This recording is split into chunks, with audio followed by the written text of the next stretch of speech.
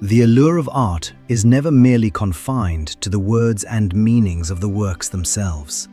Sometimes, the creative stories behind them and the life journeys of their creators become a second soul of the works, intertwining with the text and even deepening the work's connotations. Such is the case with Fernando Pessoa, the great Portuguese writer of the 20th century, and his magnum opus, the Book of Disquiet. The birth and publication of this work are like an elaborately crafted literary fable. Its backstory carries a stronger sense of fate than many fictional novels, and time has only sharpened the clarity of its spiritual core. Fernando Pessoa was born in Lisbon, Portugal in 1888. His life began not with a warm, carefree childhood, but with an early brush with loss and impermanence. At the age of 5, his father passed away from tuberculosis, a loss a young child could scarcely comprehend. The following year, his infant brother died, and these successive bereavements let Pessoa touch the fragile nature of life in his innocence, planting the seeds for his profound later meditations on existence and nihilism. Before long, his mother remarried, and the whole family moved to South Africa. The streets of Lisbon and the sights of his homeland faded into distant silhouettes in his memory. This experience of exile left him feeling alienated and lonely at a young age, yet it also forged a space for the independent growth of his inner world. During his years in South Africa, Pessoa was immersed in English culture, mastering the language fluently and developing a unique literary aesthetic and creative vision under the influence of English literature. At 17, he returned to Lisbon alone, never to leave again. This city, steeped in his childhood memories, became the spiritual hometown of his lifelong writing. He devoted all his passion and time to the written word, building his own spiritual universe at his desk. Yet this devotion to literature earned him no due recognition in his lifetime. When Pessoa died in 1935 at the age of 47, he had published only a handful of works, all of which went largely unnoticed. His writing life was one of quiet obscurity. To the world, he was just an unknown writer. Yet Pessoa never doubted the value of his writing because of this obscurity. When he died, he was utterly convinced that he was a truly great literary figure, one whose worth would be recognized in the future, even if the present age failed to see it. This almost uncanny conviction proved to be a precise prophecy borne out by time. After his death, the manuscript of the Book of Disquiet, along with tens of thousands of pages of his unedited writing, was sealed away in a wooden chest, waiting in an unknown corner to be discovered. That wait lasted 47 years. In 1982, the Book of Disquiet was finally unearthed and officially published. And 47 was exactly the age at which Pessoa had died. This fateful coincidence lent an extra layer of mystery to the work. Upon its release, it shook the literary world and was widely hailed as one of the most original and intellectually profound literary works of the 20th century, a modernist classic exploring the self and existence. The Book of Disquiet is the condensation of Pessoa's lifelong thoughts and feelings. In this work, he takes words as a blade to cut through the boundary between reality and dreams, exploring the tedium of daily life and the essence of the self, questioning the absurdity of existence and the futility of action, and lamenting the inherent complexity and simplicity of life itself, ultimately pointing to the eternal proposition at the heart of all things: contradiction and paradox. The form of the work is a perfect mirror of its spiritual core. Composed of a series of fragmented essays, its style hovers between diary and poetry, with no clear linear narrative logic. Indeed, reading it backwards offers just as valuable an experience as reading it forwards. This fragmented form is no random choice by Pessoa, but a precise reflection of life and the self. Life has no predetermined linear script. The self is never a complete, unified entity, and fragmentation is the true nature of all things in the world. What is even more ingenious is that Pessoa never claimed to be the author of the Book of Disquiet. The work is credited to Bernardo Soares, a fictional assistant bookkeeper in Lisbon, and occasionally to Vicente Guedes, neither of whom was a real person, but fictional personas crafted by Pessoa for his writing. Such fictional authors run through Pessoa's vast body of surviving manuscripts.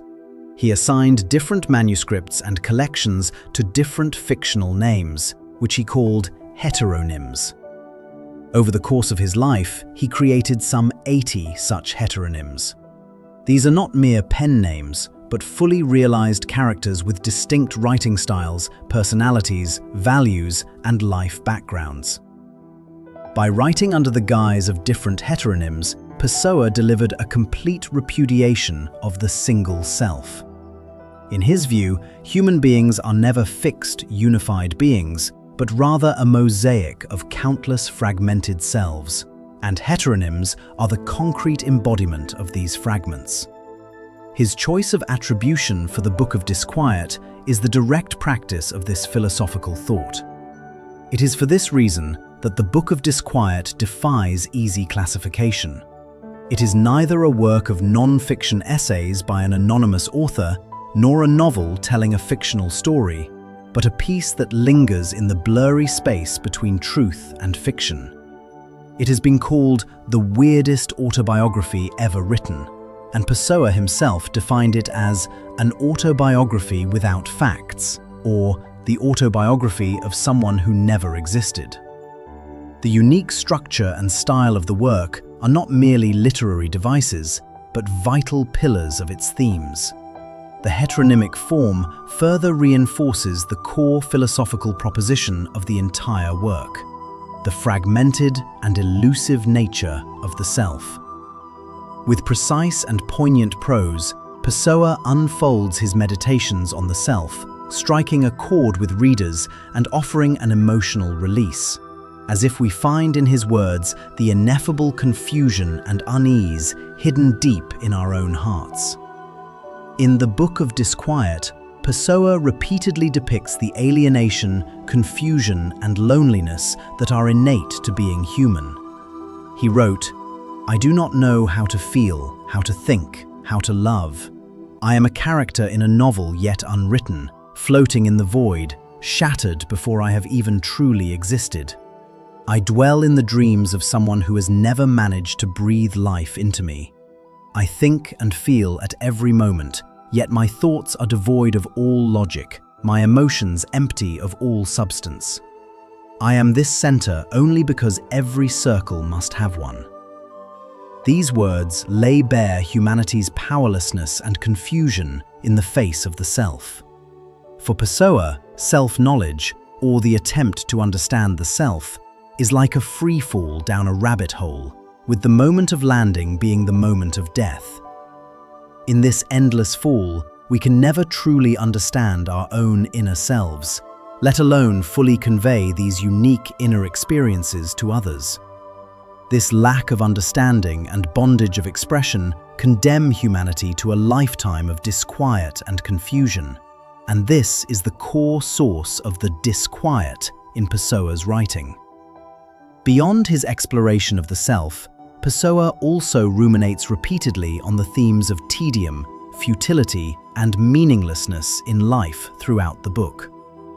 In his eyes, all things in the world are merely illusions, and life itself is a string of unbroken dreams.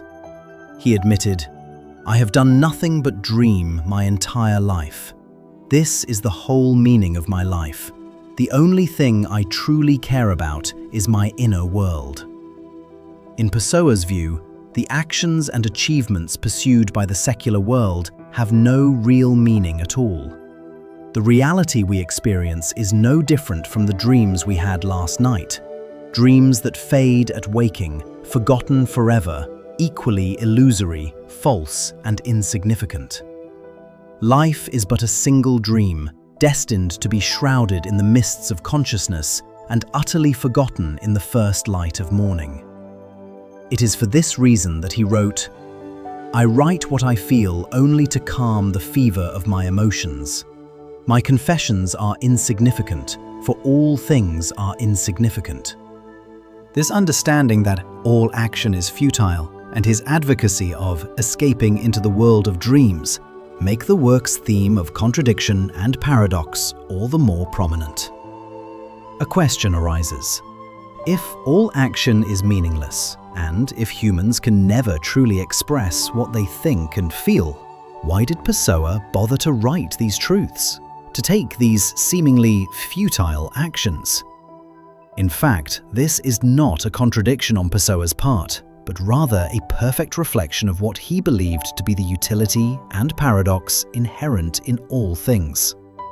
Just as in medicine, many preventative and preparatory treatments use the very bacteria or viruses that cause disease to prompt the body to produce antibodies and achieve prevention. Similarly, reading and creating great literature and art allows us to confront the virus of the human predicament, existence, and cultivate sufficient spiritual immunity through deep reflection on this predicament, enabling us to face life with greater clarity and equanimity. Thus, an answer emerges to this apparent contradiction. The very force that drove Pessoa to create, to write, to act incessantly was his profound understanding that creation, writing, and action are inherently meaningless. His writing was not an attempt to pursue secular value, nor to offer answers to the question of existence. It was a response to the questions of his inner self, a way for himself and for his readers to find a way to live with life while confronting nothingness and futility head-on. Notably, the Book of Disquiet remains an unfinished work, and this unfinishedness makes it a near-perfect reflection of Pessoa's philosophy of existence. Sealed in a wooden chest, it remained unknown until after Pessoa's death, when he could no longer alter a single word of it. Readers can only interpret the spiritual meditations woven in its pages through the fragmented essays written by a fictional man. The work was not completed by the author's will, but by the carving and discovery of time. This unfinishedness and belated publication are themselves the best interpretation of Pessoa's thoughts on existence. Existence is an unfinished journey, and humanity's quest for answers about the self and the world will never yield a final truth. It is precisely this unfinishedness that gives endless possibility to thought. Reflecting on all this, one cannot help but feel an eerie sense of fate when considering Pessoa's given surname. Pessoa translates directly to person in English. It is as if, from the moment he was born, his life was destined to be a meditation on the very idea of being human. If this is not astonishing enough, the most perplexing aspect of the Book of Disquiet is that its words foretold the fate of both the work and its author long ago. Pessoa wrote in the book, "I often think, with a mix of sadness and joy, that if in a future where I am long gone, the words I have written are read and admired, then I will finally have true kindred spirits. Yet even those who write these words will never truly understand the core of my literature, just as people in the future will fail to understand me, just as my contemporaries never did." And all of this has, in the end, come true. Today, we read Pessoa's words, are stunned by his thoughts, and hail him as a great literary figure. Yet we must admit that what we understand is merely the tip of the iceberg of his spiritual world. We are living through the fate that Pessoa prophesied for himself a century ago, and this partial understanding is exactly as he described it. For humanity can only learn what is useful to their forebears, and the true way to live can only be told to the dead. One cannot help but wonder, was this an elaborate plan by a genius creator, or merely a coincidence of time? Or was it both, or something else entirely hidden from our view? Whatever the answer, the story of the Book of Disquiet has long transcended a mere tale of creation and publication to become an inseparable part of the work itself. The book exudes an almost metaphysical, spiritual quality, like a religious text for atheists, a guide for nihilists. Its words may shake most readers to their core, for they pierce the beautiful illusions we hold about life and confront the nothingness and loneliness of existence. Yet it also offers gentle solace, reminding us not to take ourselves or life too seriously, and not to cling to the search for answers to every question. After all, life is a journey filled with contradictions and paradoxes. Sometimes confronting a predicament is itself part of escaping it, and the eternal quest to understand the self and existence is the meaning of life itself. Fernando Pessoa and his The Book of Disquiet stand like a mirror, letting us see our own disquiet in its words, and also glimpse another possibility for what it means to exist.